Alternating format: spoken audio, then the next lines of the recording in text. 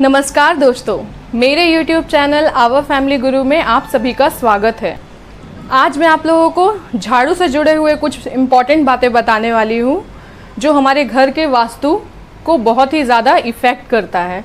जी हाँ, झाड़ू बहुत ही सिंपल सा चीज़ है जिसे हम साफ़ सफाई के लिए इस्तेमाल करते हैं, पर दोस्तों झाड़ू जो है वो हमारे घर के वास्तु में बहुत ही महत्वपूर्ण भूमिका निभाता है। सो आज मैं आप लोगों को झाड़ू से जुड़ी कुछ बातों के बारे में बताने वाली हूँ। सो चलते हैं वीडियो की तरफ। सबसे पहला सवाल ये उठता है कि हमें झाड़ू किस दिन खरीदना चाहिए।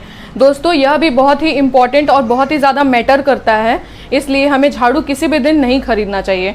स्पेशली हमें झाड़ू मंगलवार और गुरुवार के दिन नहीं खरीदना चाहिए।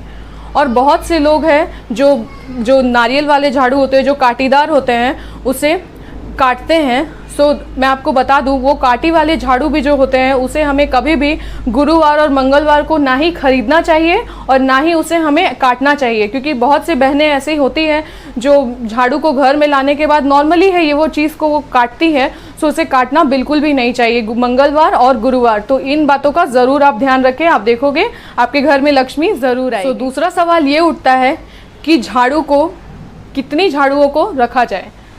कहने का तात्पर्य यह है कि हमें कभी भी पूजा रूम वाला जो झाड़ू होता है वो हमें नॉर्मल घर में यूज़ नहीं करना चाहिए। हमें पूजा के लिए अलग झाड़ू रखना चाहिए, यानी कि अगर पूजा का अलग रूम है या अलग एक स्थान है तो वहाँ हमें एक अलग झाड़ू यूज़ करना चाहिए। हमें घर वाला झाड़ू बिल्कुल भी यूज़ नहीं करना चाहिए, इससे भी हमारा वास्तु को इफ़ेक्ट होता है। इसलिए पूजा वाला झाड़ू और नॉर्मल घर वाला झाड़ू को अलग अलग रखना चाहिए।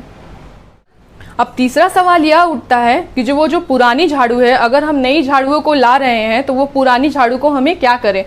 सो मैं आपको बता दूं कि पुरानी झाड़ू को भी गुरुवार और मंगलवार के दिन बिल्कुल भी नहीं फेंकना चाहिए। और बहुत सी ऐसी माताएं और बहनें होती हैं जो झाड़ुओं को ख़राब हो जाने के बाद उसे तोड़कर फेंक देती हैं। सो दोस्तों मैं आपको बता दूं, हमें कभी भी झाड़ू को यूज़ करने के बाद जब वो पुराना हो जाए तो उसे कभी भी तोड़कर नहीं फेंकना चाहिए। इससे भी वास्तु का दोष होता है, क्योंकि हम सभी जानते हैं झाड़ू पे माँ लक्ष्मी का प्रतीक होता है।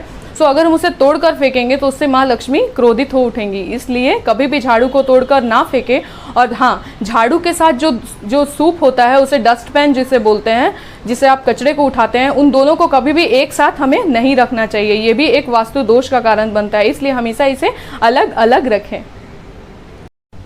और सबसे महत्वपूर्ण बात कि कभी भी हमें झाड़ू से किसी भी जानवर को या बच्चे को बिल्कुल भी नहीं मारना चाहिए। जैसा कि पुरानी प्रथा चली आ रही है, हमारी माताएं एवं बहनें गुस्से में या फिर कोई जानवर अगर आ गया तो उसे डराती है या मारती है तो उसे झाड़ू का इस्तेमाल करती है। तो दोस्तों ऐसा बिल्कुल भी नहीं करना चाहिए।